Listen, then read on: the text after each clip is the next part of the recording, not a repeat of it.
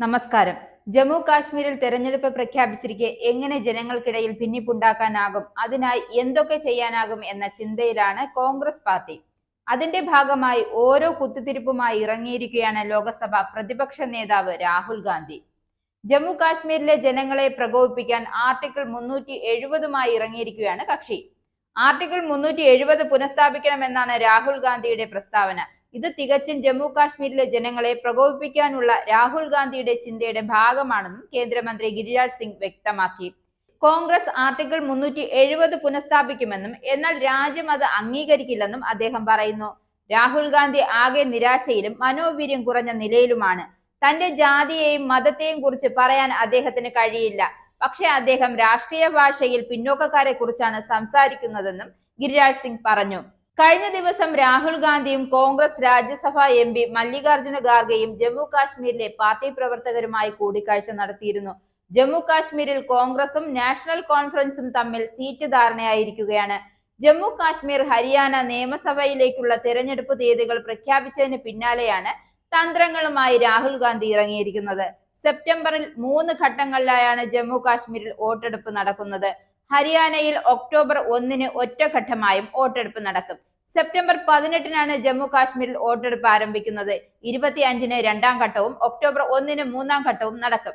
October 4 Jammu കാശ്മീരിലും ഹരിയാനയിലും ഫലപ്രഖ്യാപനം. 10 വർഷത്തെ ഇടവേളയ്ക്ക് ശേഷമാണ് ജമ്മു കാശ്മീരിൽ നിയമസഭാ തെരഞ്ഞെടുപ്പ് നടക്കുന്നത്. 2014 അവസാനമായും തെരഞ്ഞെടുപ്പ് നടന്നത്. തെരഞ്ഞെടുപ്പിൽ മെഹബൂബ മുഫ്തിയുടെ PDP BJPയുമായി ചേർന്ന് സർക്കാർ രൂപീകരിക്കുകയായിരുന്നു. എന്നാൽ 2018 BJP മെഹബൂബ മുഫ്തി സർക്കാരിനുള്ള പിന്തുണ പിൻവലിക്കുകയായിരുന്നു. ഇതിന് പിന്നാലെയാണ് 2019 കാശ്മീരിന്റെ പ്രത്യേക അധികാരം എടുത്തുകളഞ്ഞു. ജമ്മു കാശ്മീരിലും ലഡാക്കും 2 കേന്ദ്രഭരണ പ്രദേശങ്ങളാക്കി പ്രഖ്യാപിക്കുകയും ചെയ്തു. ഇതിനുശേഷം ജമ്മു കാശ്മീരിൽ നിയമസഭാ തെരഞ്ഞെടുപ്പ് നടത്തണമെന്നാവശ്യപ്പെട്ടതോടെയാണ് ഈ വർഷം സെപ്റ്റംബർ 30 തെരഞ്ഞെടുപ്പ് നടത്തണമെന്ന് സുപ്രീം കോടതി തെരഞ്ഞെടുപ്പ് കമ്മീഷന് ഉത്തരവിടുകയായിരുന്നു. ഹരിയാനയിൽ നയാബ് സിംഗ് സൈനിയുടെ നേതൃത്വത്തിലുള്ള BJP സർക്കാരിന്റെ കാലാവധി കഴിഞ്ഞ പശ്ചാത്തലത്തിലാണ് നിയമസഭാ തെരഞ്ഞെടുപ്പ് പ്രഖ്യാപിച്ചിരിക്കുന്നത്. 90 സീറ്റുകളിലേക്കാണ് വോട്ടെടുപ്പ് നടക്കുന്നത്. 90 സീറ്റുകളിലും BJP ഒറ്റയ്ക്ക് മത്സരിക്കും. ജമ്മു കാശ്മീരിൽ BJPയുടെ തെരഞ്ഞെടുപ്പ് ചുമതല വഹിക്കുന്നത് 2 പ്രധാനപ്പെട്ട ആളുകളാണ്.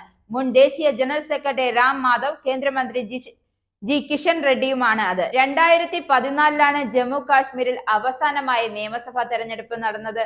അതിനുശേഷം 2015 മുതൽ 2018 വരെ BJP PDP സഖ്യ സർക്കാരിനെ ഒരുമിച്ച് കൊണ്ടുപോകുന്നതിൽ രാം മാധവ് നിർണായക പങ്ക് വഹിച്ചിരുന്നു.